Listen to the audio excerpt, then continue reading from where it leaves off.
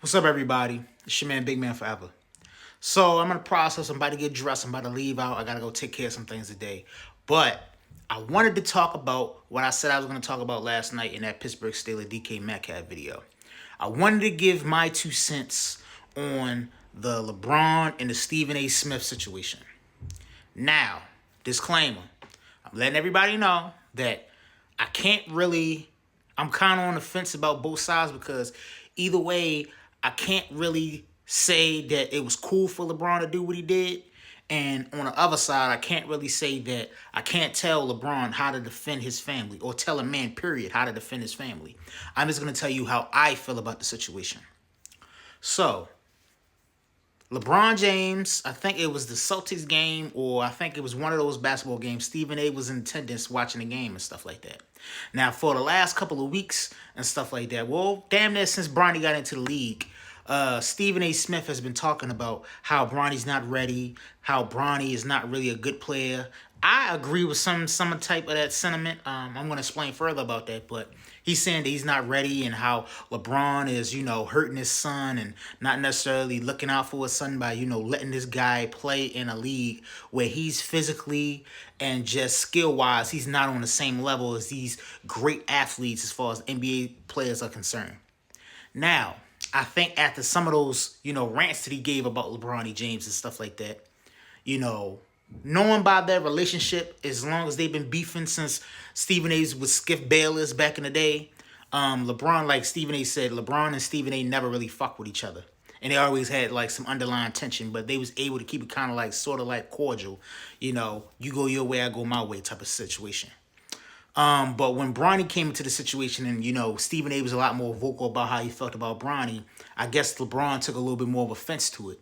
So one of the games, LeBron decided to confront Stephen A about the comments that he said about him and his son. Now, as far as I'm concerned, if I was LeBron, I would have taken this dude to the side or called him on the phone. I'm pretty sure they could find LeBron's publicist could have found a way to get in touch with Stephen A's publicist and gotten contact with him like that and told him how he really felt about him. Don't have to worry about the media being involved or anybody saying anything about it. Having us be able to see it on public display like that. But like I said, I can't tell nobody how to react. But I probably would have did it a little differently. I probably would have called him and gave him the riot act and told him about everything I feel about this dude. Or I would have told him while I was in the dressing room getting undressed or, in the process of us getting ready for the game, I probably would have told him like, yo, bring Yo to come to me and I'm going to talk to him about what he been saying about my son. And basically be like, what's up? Like, yo, what you got to say about me and my son? Like, yo, keep me and my son's name out your mouth. For real, for real. We ain't like that. We ain't cool the way you could be saying stuff about da-da-da-da. Go about your business. Don't say nothing to me. Now, on Stephen A's situation. Now, how I feel about Stephen A. Yo's a coon. He doesn't really give a lot. He's a shock value guy. He likes to say things for shock value and get attention and stuff like that. The things that he said about Bronny, I agree. I don't think Bronny James is ready for NBA. I don't think he's ready on a collegiate level. I think Bronny is just playing the game to please his father and make his father, happy to where he could put on his bucket list. And when he's all said and done in his NBA career, he could say that he played with his son. And he's probably the only player in NBA history at this point that could play with his son. I don't think Bronny is really how Bronny feels is being thought about in LeBron's mind. I'm thinking that it's all about what LeBron James Sr. wants, and I feel like he's trying to please his father, to the point where, he's out there embarrassing himself on a nightly basis. What he does in the G League, people say, well, Bronny's balling out. He gets like 17, 9, he gets 20 and 30 points in the G League games. Bro, it's in the G League. These guys are not in the NBA for a reason. They're getting close there, but it's the G League and the NBA they're very jointed. And you have a lot of G League players that made it to the NBA, but Bronny's not, Bronny's only in the NBA is because of nepotism. And because his father is LeBron James. If his father was Big Man Forever that worked at Baltimore City and basically, cleaned up trash for a living, he would not be able to make it to the NBA. He wouldn't even be thought about.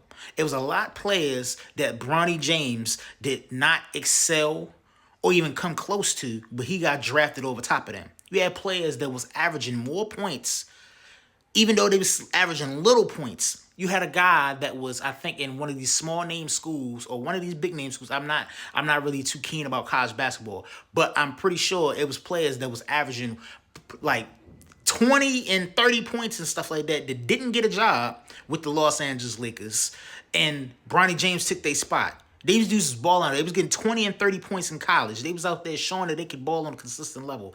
And Bronny took a spot from them because who his father is. Is that fair? No. Is it something that a father should do for his son? Me personally, if I don't think my son is ready, I'm not going to put my son out there and put my son through the fire and basically hurt my son by showing the world that he's not ready, when I think I wouldn't try to put my wants and my needs and put it past my son.